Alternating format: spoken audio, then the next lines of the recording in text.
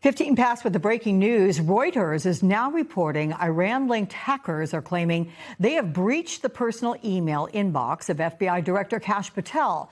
Those hackers have published photographs of Patel along with his purported resume and what appears to be personal correspondence dating between 2010 and 2019. But MS Now has not confirmed that any of those documents are legitimate.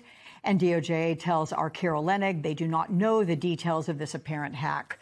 Joining us now, former CIA director and MS Now senior national security and intelligence analyst John Brennan, and Jane Harman, former congresswoman and ranking member on the House Intelligence Committee and president emerita and distinguished fellow at the Woodrow Wilson International Center for Scholars. Welcome to you both. Director Brennan, how concerning is this report? And we want to point out the hack does not cover his time as FBI director, but it does allegedly cover the time he worked in national security and counterterrorism at DOJ, and depending on how far into 2019, possibly his time on the National Security Council. Well, Alex, the Iranians have very, very sophisticated cyber capabilities, both from the standpoint of collection as well as disruption. And I'm sure that the war ongoing right now with Iran has led to an increase in their efforts and determination to target a number of individuals with their cyber hacks and capabilities. So again, I'm unsurprised that the Iranians are engaged in such activities. We've had to face it for the past 10 or 15 years in terms of what the Iranians have been able to do.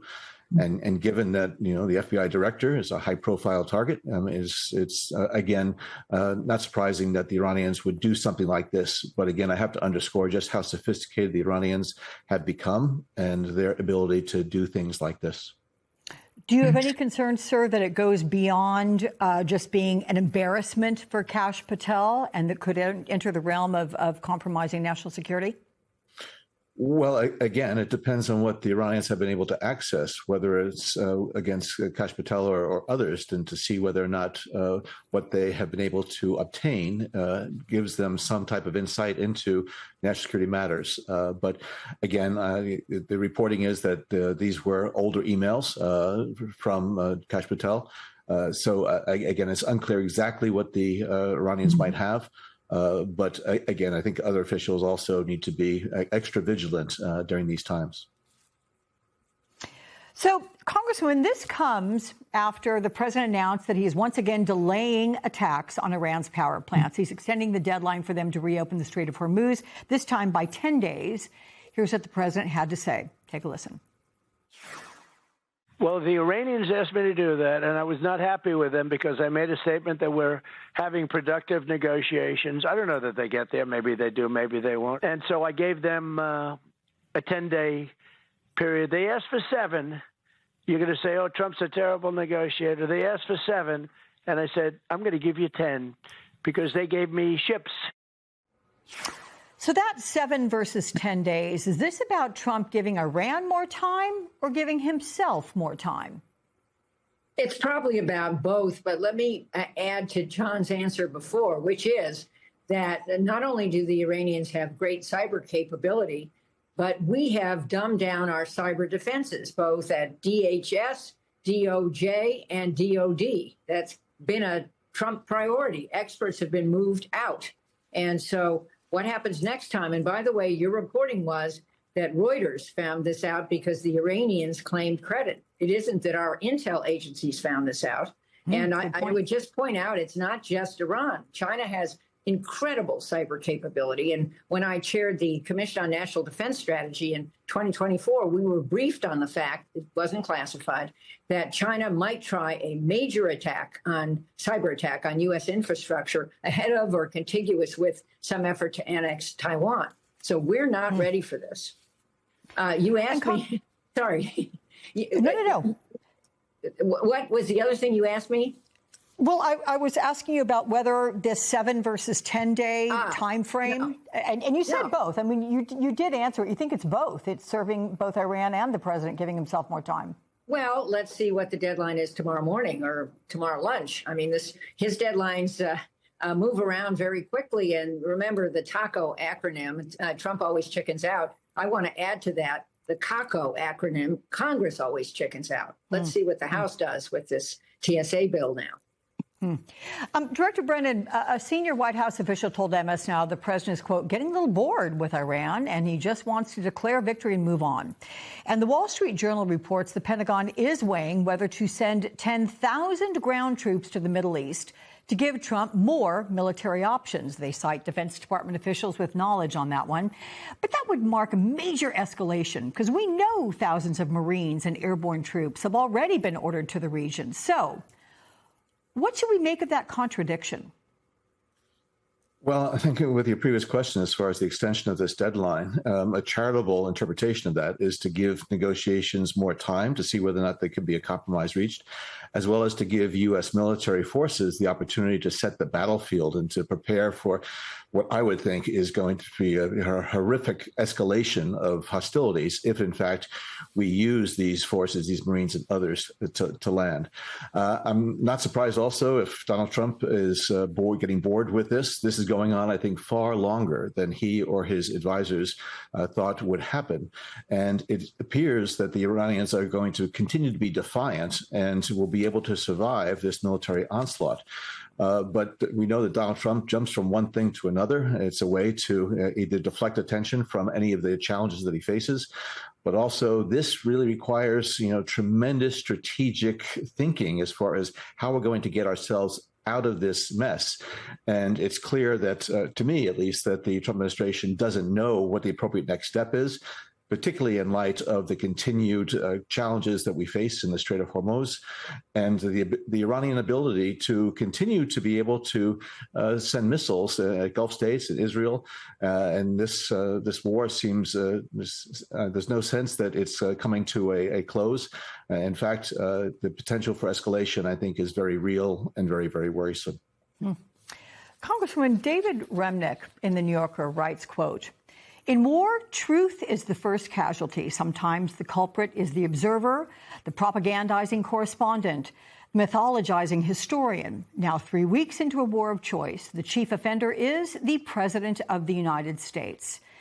And as you've heard, the president said Iran posed an imminent threat, but there's no evidence of that. He said the war has already been won. Clearly, we see, and to the director's point, that is not true. He says this isn't a war per se.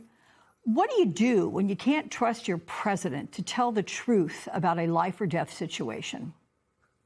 Well, to repeat something I just said, Congress gets in the game and authorizes or not the use of military force in Iran. What we're seeing, I think, in addition to what John said, which I agree with, is a divergence of the military mission and the diplomatic mission.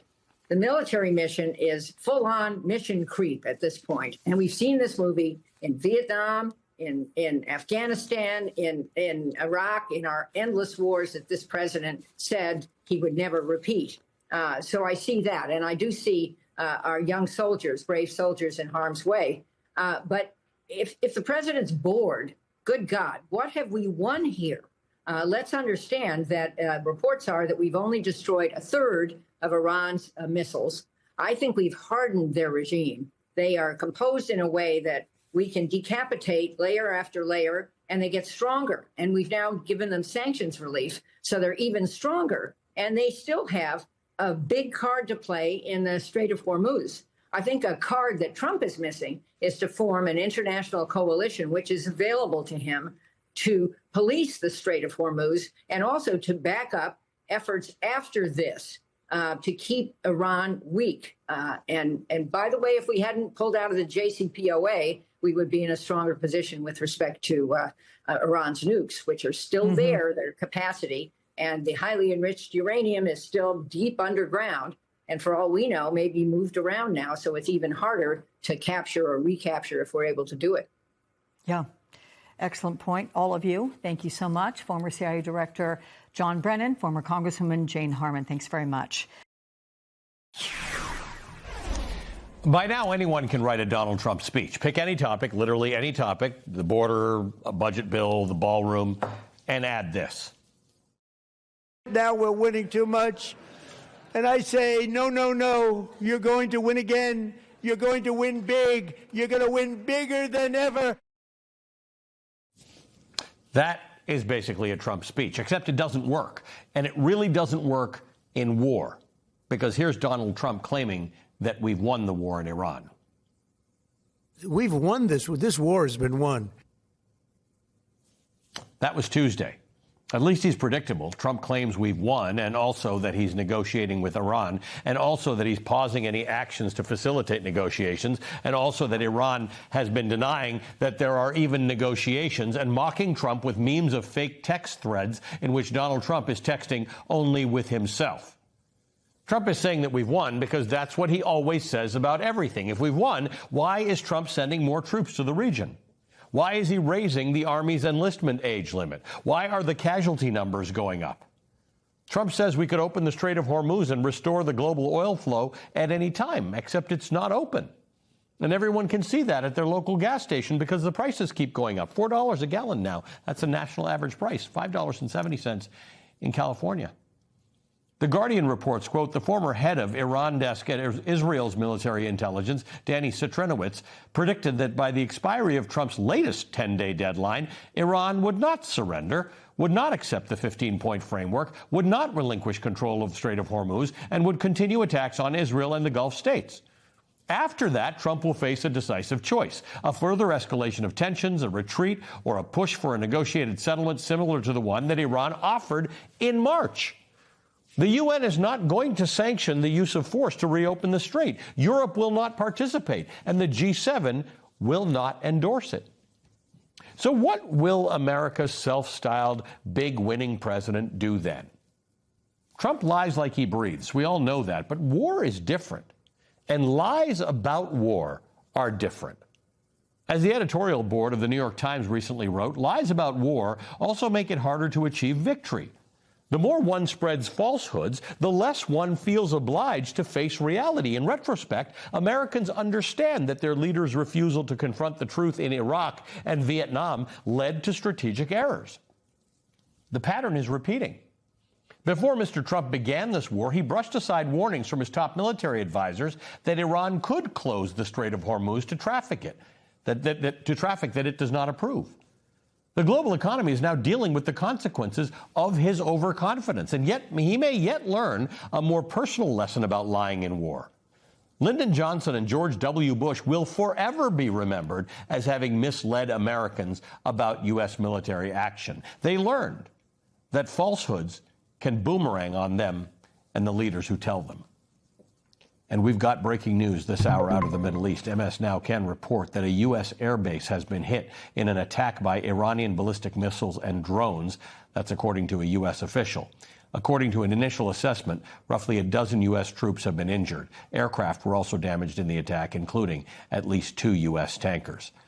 Joining me now is Aaron David Miller, Senior Fellow at the Carnegie Institute for International Peace and a former Arab-Israeli negotiator. Aaron, good to see you again. You know, a few months ago, you and I were saying, somewhat hopefully, that Donald Trump was able to stand up to Benjamin Netanyahu and create a deal that may ultimately, not likely, but may lead to some kind of settling of tensions in the Middle East. What happened? How is this the same guy? He's been the same guy, Ali. I mean, he's a president whose priorities are money, power, and glory. And while Donald Trump didn't succumb to the temptations of Benjamin Netanyahu, Prime Minister, I think, on this one was pushing on an open door. Donald Trump wanted this. He wanted to demonstrate American power in the wake of the grab and go of Maduro. He went to war based on false and unproven claims. Iran was not within weeks of producing a nuclear weapon, as the president said. Iran did not have an intercontinental ballistic missile capable of hitting the United States, as the president said. Iran was not about to preemptively strike America, as the president said. And now he has, a month into this war, the assumptions on which it was based are also proven to be false. Number one, America has escalation and dominance, and yet the Iranians have extraordinary capacity. They're weaponizing geography, Ali. They've identified the weak points, and tonight was another tragedy. 2 servicemen seriously wounded, and a number of others are very seriously wounded, according to reports, and a number of others seriously wounded. The Iranians have capacity, number one. And number two, so far, and the headlines seem to be the trend line here, the Iranian regime has essentially held together. And far from finding an Iranian Delcy Rodriguez, as my colleague Karim Sedgwick says, Trump's encountered an Iranian Kim Jong-un. And not just one Kim Jong-un. It would be actually quite extraordinary and to America's benefit if there was a single, legitimate, authorized Iranian decision maker that could essentially commit Iran to negotiations or whatever the president wants to do. But there's not. So the president, a month in, finds himself in a box. And I see no chance of a negotiated settlement, which leaves the deployment of American combat forces somewhere around 10,000 by the time we're done. And you don't deploy them, Ali, to bluff. Yeah. He's going to use them.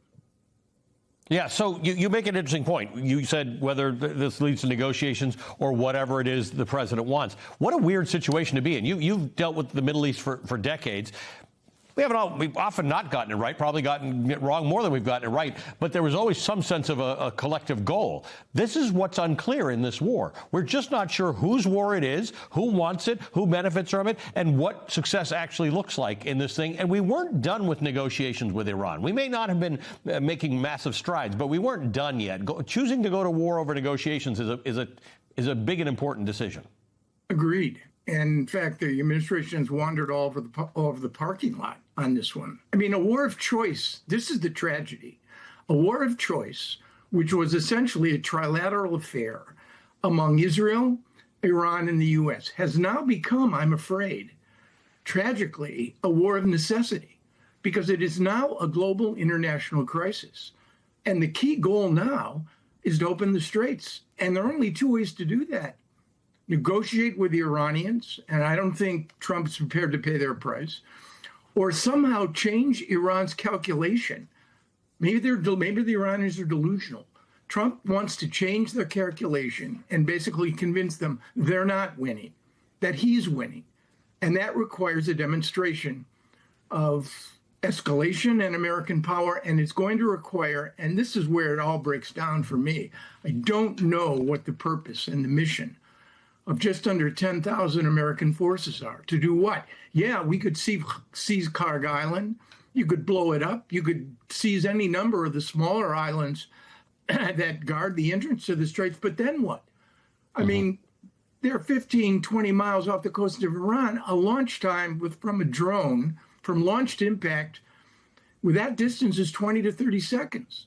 So he's about to put Americans, as General McChrystal said, you can't change your regime from 30,000 feet. What he's doing now, he's going to put Americans 6 feet away from hostile forces. And I'm afraid it's not going to end well. Aaron, once again, I always say one day we'll talk about good things, but I don't know if it's going to be in this life. One day we will. It's good to see you, my friend, as always. Aaron David Miller. The annual conservative political conference known as CPAC is currently underway in Texas, and it's going to be rocking all weekend long, everyone. Get excited. Now, if you're not familiar with CPAC, it is one of the largest and most influential right-wing conferences in the country, and it's typically a pretty good indicator of the current direction of the Republican Party and the broader American conservative movement in the moment, which means that these days it's basically a 4-day-long MAGA rager filled with long-winded dear leader-like speeches praising Donald Trump and discussions about the right's latest culture war issues and targets. Now, just to give you a sense of the vibes I'm talking about, here are the names of just a few of the sessions this year. Defeating communism, and we mean it. Don't Sharia my Texas. Who worked on that one? Give them a button. Cigars, Steaks, and Ivermectin, a Maha survival guide. The president will sue you now, how the legacy media was defeated, which literally was immediately, and I love this part, and with zero hint of irony, followed by the censorship industrial complex. Now, the other thing to know about CPAC is that it's kind of like a bizarre right-wing Comic-Con where conservative activists, politicians, and personalities gather together to rub elbows. You can see anyone from top elected Republican politicians to key Trump administration officials like the #2 guy at the Justice Department, Todd Blanche, he was speaking. You can see border czar Tom Homan and right-wing media figures like Steve Bannon. Heck, you can even see Trump-pardoned seditionist and Proud Boys leader Enrique Tarrio there. Seen here, palling around with adjudicated liar and disgraced former Border Patrol commander Gregory Bavino, taking a little thumbs-up photo together there. The MAGA fever dream that is CPAC, everyone. That is what it is. But I have to say, things do feel a little different this year. Part of that is probably because Donald Trump himself, who hasn't missed CPAC in a decade, isn't planning on attending. He's going to be hunkered down at Mar-a-Lago this weekend instead, which is a little surprising given his CPAC attendance record. And given the fact that he really misses an opportunity to have a room full of his cult followers clap for him. According to MS Now reporter Rosa Flores, Trump's absence is part of the reason why the halls have been emptier. But even setting aside the fact that Trump's not planning on going, the CPAC crowd has been a little, well, off this year. I mean, take a look at what I mean. Come on, be happy. Be happy, CPAC. I know we kept you up late. How many of you would like to see impeachment hearings? No. That was the wrong answer. Let me try it again. How many of you would like to see impeachment hearings? No. Can someone bring some coffee out for the CPAC? I know. We've got to keep this House majority. Yikes. That did not go as Matt Schlatt planned. They got that one wrong by MAGA standards twice.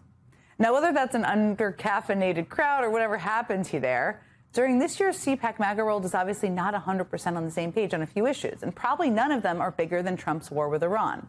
One young Trump voter told the Washington Post he ran on no new wars, there's a new war. He ran on making stuff affordable, stuff's less affordable. I'm less than pleased. That voter even went as far to say, I'm considering not voting in the midterms. I mean, can you blame him? Look, Trump's base is clearly divided right now. The cracks are showing. I mean, just listen to Steve Bannon on the CPAC stage earlier today.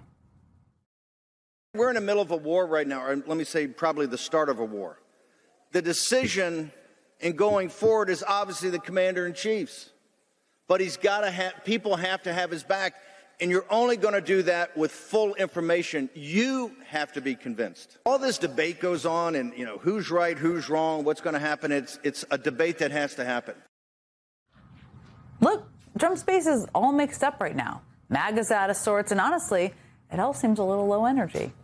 But while that hot mess unfolds at CPAC across the country in cities and towns in all 50 states, the opposition to Trump and his administration is growing and getting stronger and getting more unified.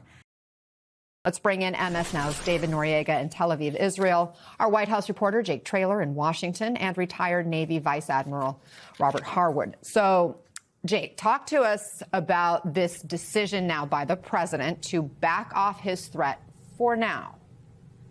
Yeah, Anna, look, I mean, first it was 48 hours, then that got extended, then it was 5 days. Now, as of yesterday, the president is saying it's going to be 10 days. It's certainly worth noting that that comes as Wall Street saw one of, actually, its worst drop since the Iranian war began. And the president is defending his decision to extend it by saying that talks right now with Iran are going very well. That's in juxtaposition to, at the exact same time, we are seeing Iranian regime officials say that they by no means are negotiating this 15-point peace plan that was initially proposed by the United States. Trump went on Fox News shortly after the announcement on Truth Social yesterday, trying to defend his decision, saying that Iran initially asked for a 7-day extension and that he was willing to give them a 10-day extension. On it, we have to note the pattern here. Democrats often refer to this as taco. Trump always chickens out. The White House defends it as strategy, but frequently now with Iran, but also with tariffs and multiple other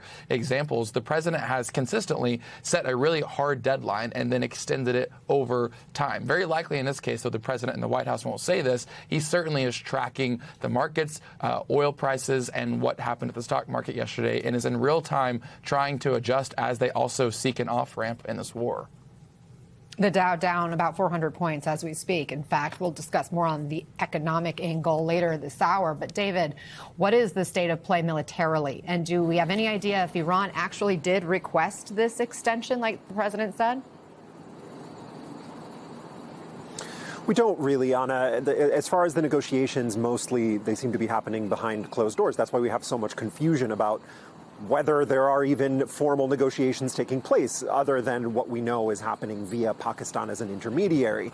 Militarily, when I spoke yesterday to an IDF spokesperson, he explained to me that from the Israeli perspective, at least, they have a list of many thousands of targets inside Iran, which they are systematically striking, sort of systematically moving down that list, and that any kind of political maneuvering by the United States or by Iran is irrelevant to their military objective. And they are proceeding with their military objective on a completely separate track, almost as if those political considerations were irrelevant. That is why they say they were successful in killing that Iranian naval commander yesterday, and they hope to have similar victories in the days to come. At the same time, Iran has in no way slowed down in its targeting of Israel.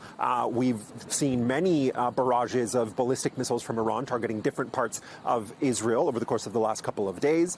Similarly, the war against Hezbollah in southern Lebanon has not calmed down at all. The IDF told me yesterday that their positions inside of Lebanese territory are at this point defensive, but very much left open the possibility that they might become offensive. I've mentioned a couple times now to you, Anna, that we should be paying attention to whether Israel pushes further into Lebanon and tries to hold territory there in any kind of prolonged, protracted way, because that will complicate any kind of future diplomatic negotiation. As much as the Israelis want to say that the military campaign and the diplomatic negotiations are separate, they in fact are not, because one of the demands that Iran has conveyed to the United States is that they want hostilities to cease not just in Iran, but also in Lebanon against Hezbollah and against any other of Iran's proxies. Last thing I'll point out, Anna, is that there's some recent reporting from Reuters citing anonymous U.S. officials, intelligence officials, saying that they can only confirm that about a third of Iran's ballistic missiles have in fact been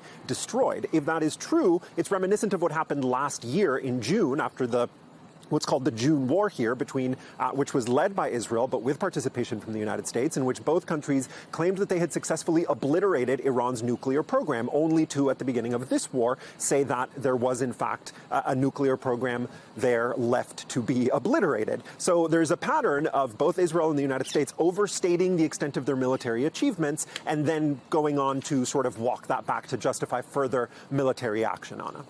And Admiral, as we mentioned, the Journal is now reporting the Pentagon's considering sending another 10,000 troops to the Middle East. These would be potential boots on the ground. That's on top of the thousands of Marines, the paratroopers that have already deployed in the past week. Is it possible this new 10-day deadline extension is just stalling until these troops arrive?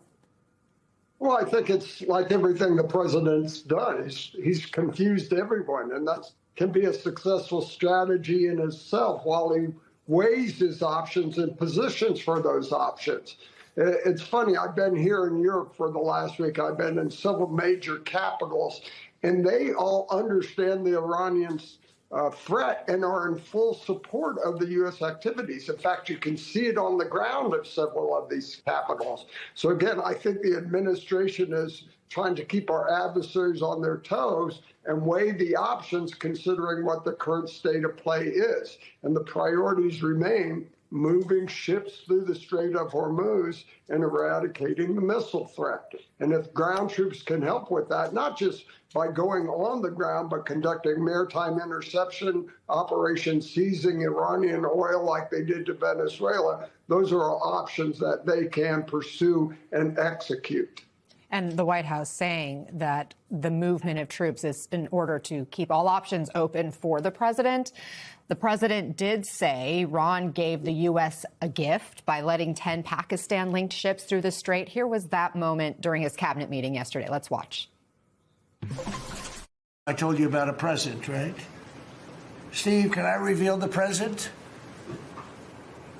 You can do anything you want to say. They said to show you the fact that we're real and solid and we're there. We're going to let you have 8 boats of oil, 8 boats, 8 big boats of oil. And they said, we're going to send 2 more boats. And it ended up being 10 boats. All right, I hope I haven't screwed up your negotiations. Admiral, a senior person at the White House tells MS Now that they think Iran's ability to hold the strait will erode over the next couple of weeks. And yet we also heard from David the reporting about only a third of Iran's missile arsenals destroyed. So how do you see it? Do you see Tehran's latest move as a gift? And do you agree they may only have 2 weeks to be able to hold on to the strait? Well, it's the art of the deal that the president's well known for. Give a little leg to get a lot in back. And we know, or he knows, that we can take their oil, stop their flow of oil anytime we want. So let's give them a little something to get what we want back from them. And back to opening the straits, that's inevitable. It's a amount of time. And as I'm seeing support here in Europe for logistics, air support, stuff like that, I'm sure we'll see support for moving ships through the strait inevitably, because it's in everyone's best interest. And it further weakens the regime when we do that. So again, if the end state is regime change, as the Israelis have indicated, this all plays into that grander strategy. It sounds like it plays into that end game that the Israelis are seeking, but the president of the U.S. has really backed off this idea of regime change being the end goal. And Jake, you have reporting about some consternation inside the White House. We saw more of Trump's optimistic, almost unbothered posture on this war in yesterday's meeting. But you're reporting about the serious friction behind the scenes over his messaging in particular. What have you learned? Yeah, on a serious friction is right. I spoke with 3 different White House officials. 2 are still currently at the White House, who just detailed the tension inside the White House right now, the disagreements that's going on internally about the approach on the war with Iran, especially the messaging coming from President Trump and coming from the White House. I had one White House official who told me that most of Trump's language right now on the war is hyperbolic. Another told me that the president is bored with Iran and ready to move on. He's begun to kind of shift his focus and energy elsewhere. Another official told me that oftentimes the president is used to being able to lie in a certain way to the American people and eventually convince them that some of what he is saying is truth, and that doesn't quite necessarily apply when it comes to war like we're seeing right now. There's also this separate focus on frustration around the messaging of social media from the White House right now. We've seen a lot of these memes that the White House has been posting, kind of just playing lightly with the fact that we're at war. People are dying, including U.S. soldiers. And I had one White House official tell me that the war videos that are coming out of the White House right now are cringe, disrespectful, and gross. He said he was embarrassed for what he was seeing right now. And ultimately, I'll just say the through line here is that none of these officials, each of them told me, they are not saying these things publicly within the White House walls because they are fearful of some type of retribution against them if they speak their mind. Your reporting's fascinating. I encourage all of our viewers to go to ms.now to read it. Jake Traylor, David Noriega, and Robert Harward, thank you very much. Still. Okay, for now, it looks like TSA workers might get paid next week after President Trump once again went around Congress. He signed a memo today to unilaterally pay them as the stalemate on Capitol Hill drags on. Now, the Department of Homeland Security says TSA employees could get paychecks as soon as Monday. But the big question is how? The actual memo says, quote, I hereby direct the Secretary of Homeland Security in coordination with the director of the OMB to use funds that have a reasonable and logical nexus to TSA operations to provide TSA employees with the compensation and benefits that would have accrued to them if not for the Democrat-led DHS shutdown. Okay, but no one has actually said where these funds supposedly exist or where that money is coming from, let alone how are they going to get the direct deposit. Meanwhile, in Congress, the branch of our government that, actually has the constitutional power of the purse, Republicans and Democrats in the Senate had a deal that would have funded all of DHS except for immigration and border enforcement, and it passed unanimously. But in the House, Speaker Mike Johnson rejected that deal, calling it a joke. He also accused Democrats of taking funding negotiations hostage. So instead, the House is set to send an 8-week stopgap bill to fund all of DHS to the Senate, where Chuck Schumer says it's dead on arrival. Let's get a live look at the House floor. They are voting on the stopgap plan right now. The nightcap is still here. Peter. Okay, Peter. First of all, I don't know why they are voting on this thing. The Senate took a long time to get to where they arrived last night. And the idea that they're all of a sudden going to be somewhere different when they've literally left town is, I don't know. But this feels like it's going very differently than past stalemates, okay? Yeah. I wrote a piece about this today. I'm going to just quote myself. I have the privilege here. I wrote that the Republicans' entire strategy was to create pressure, assign blame, wait for Democrats to fold, and it has worked in the past. This time it didn't. So Democrats can actually say this is a win because in the Senate, at least, they did not cave to the pressure. There was a deal on the table where they wouldn't have gotten any of the reforms they asked for. But it could have looked like a win, but they didn't take it. So a little credit, but like, what is going on? No, it's fascinating that in Washington it looks like a win because every Democrat stuck together, and that's not the bar is low. The normal Peter. thing, right? Exactly. It did not, though, however, result in the reforms that they said that they wanted to have in the first place. So the deal that they accepted would still have allowed ICE to do all the things that everybody objected to, and the Republicans would have to find a way to fund it through what they call reconciliation without a filibuster. Now, of course, the House has blown it up, and we don't know where it's going to go. And in the end, we're here a month, 6 weeks into this stalemate. And what's amazing is until the last couple of days, nobody even seemed to be taking it very seriously as if it was a crisis. Government isn't working. And it's like if you were at home and you didn't pay your bills because you were just mad at your spouse about the way you were going about, household chores, the companies that you weren't paying would be saying, I don't give a crap. You have an obligation to pay. And here we are in Washington. We don't even treat this as a crisis anymore. Kevin, again, that Senate bill, the House Republicans have said, we're not doing that. We're going to do our own thing. It would have funded the other parts of DHS. I'm talking, yes, TSA, but also the Coast Guard, FEMA. I'm from Nebraska, Tornado Alley. It is tornado season right now in this country, and people do need the FEMA funds. But they rejected that. And, to be very clear, ICE still has all this money from the One Big Beautiful Bill. So it really doesn't make a difference. This is not hampering ICE's ability to, do their thing. So break down for us how important, and, I know you know this, Dan, how important DHS actually is. Like, are we unsafe right now? More so, put the war aside. Are we more unsafe because they're not funding DHS? Why do I get the war? I know, right? Look.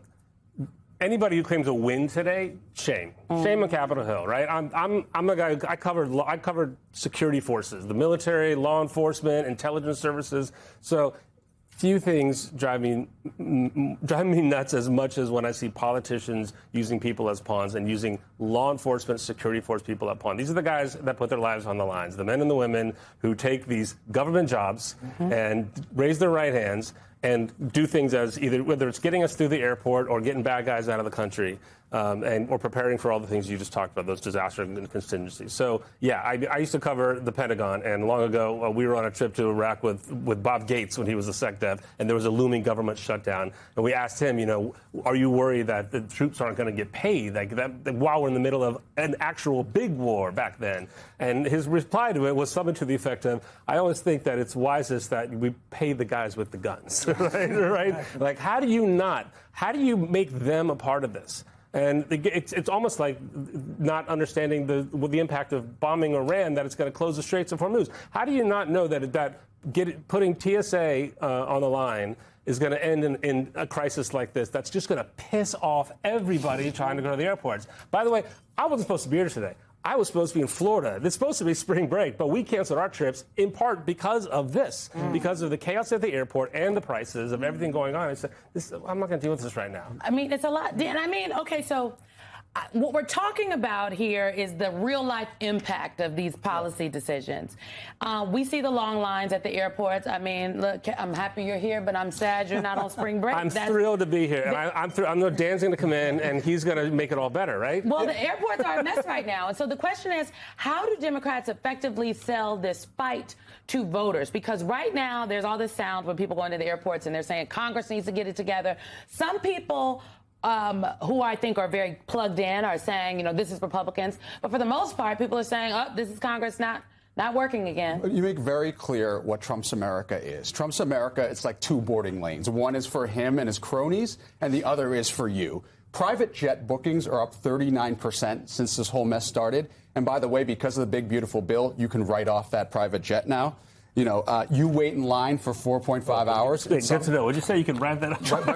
Get us the jet. You're waiting 4.5 hours in line now, but cabinet members can just circumvent the line and go straight in. Simone's the only one at this table who can afford a private. That's right. But as you're saying, that the TSA workers are unpaid, but the cabinet members haven't missed a paycheck. It's like Marie Antoinette in the sky. Let them fly private. Well, I mean, John, Congress already had bad approval numbers. Nobody likes the government with the American people. And then this the sad term, reality is this Republican Party is not capable of governing effectively. Well, they're I not mean, capable of running the executive branch effectively, and they're not capable of running the legislature effectively. won't this just cause this current kerfuffle, if you will, just cause lasting damage? Like if people didn't have confidence before, if people were maybe thinking, Republicans don't seem to know what they're doing with the government, we're not getting any of the things they told us we would get if we voted for Donald Trump and we did these things, put them back in power. We're in a midterm election year, and I know there are real people's lives and things at stake, but to be very clear, elections are a big part about how change comes about in this country. The legislative branch is very important, and so the people who are in charge of the legislative branch, they matter, and what they are willing and not willing to do makes a difference in the lives of people all over this country. I don't think anything that the Trump administration or that the Republican Congress is doing right now is helping the Republican Party. But I'm not sure they're capable of acting differently. You know, maybe Mike Johnson just can't get the Senate package, which was passed with unanimous consent, through the House. You know, you normally think of the House as something that the majority party can basically do whatever they want. And if the leadership of the other chamber and if the president wants it solved, they can do it. But they may not be able to get the votes to do it. It's just too chaotic of a party. You have too many extremes within the party that can't reconcile their priorities. It's not a pretty picture. But don't they want the chaos? I mean, Peter, I always feel they live off of that. They promised it to the American people. They promised they would break these systems. That's what DOGE was all about. They cut half the government last year. They just slice. Well, but people believed in the DOGE because they thought it would. They keep selling that. It would promise. bring them some relief. Iran was the same thing. It's like we'll break it first and we'll fix it later. And trust us, this is what we're going to do. Well, I think there's still a part of the party, I think, or the MAGA movement. If they think that's a good message, I think they should go with it. Well, I'll tell you that. It's an interesting question. I'm not defending it. I'm just saying I think that's what it's that's an the plan. Is the plan. Chaos is the plan. Table because Peter, no kings is tomorrow. Tomorrow, all across this country, it is projected that millions, upwards of what are the numbers that the folks are saying? Upwards of 9 million, maybe even 12 million people will come out various spaces and places all over this country at these rallies to literally make their voices heard about the chaos that Kevin is talking about. We had the president of AFSCME on our show earlier today, and he said he represents the largest union of public sector workers, and a lot of them are upset about the chaos. They're concerned about their health care, things that maybe we're not talking about in the news as much right about now because of the war, but these are this is on the front line for people out there. So. Is the chaos helping? I don't know. 12 million people in the No Kings is like, I don't know. I'll believe it when I see it. It's one thing for voters to say, look, we want you to go into Washington and break some China. It's another thing if you want to sit down to dinner and you don't have anything to eat on, right? You don't have any China to put your food on. And I think the consequences of disruption are now at play here. And the question is whether Democrats can say it's all Trump's fault. You don't like what's happening here. He promised you this and he can't deliver. Trump is gambling on the idea that the Iraq war will be over sometime in the next 2, 3, 4 weeks, and people will have forgotten about it by then. The gas prices will come back down, everything will settle down, that all of the mishigas right now will be over by then, and people will be more appreciative of his leadership. But the moment he hasn't offered them what they thought they were voting for, he promised three main things. Stop immigration. He's succeeded in closing the border, let's say. Bring prices down. Obviously, they're going up. And no new wars. Obviously, we're in a big new war. So how is he going to play that in the fall? And people can see the connection between the actions that he's taken and his failure to deliver on those priorities. Prices are going up because of the tariffs and now because of the war in Iran. That is not a difficult case for Democrats to make. Well, the question is, what will people do at the ballot box? And we have to wait a couple months to see.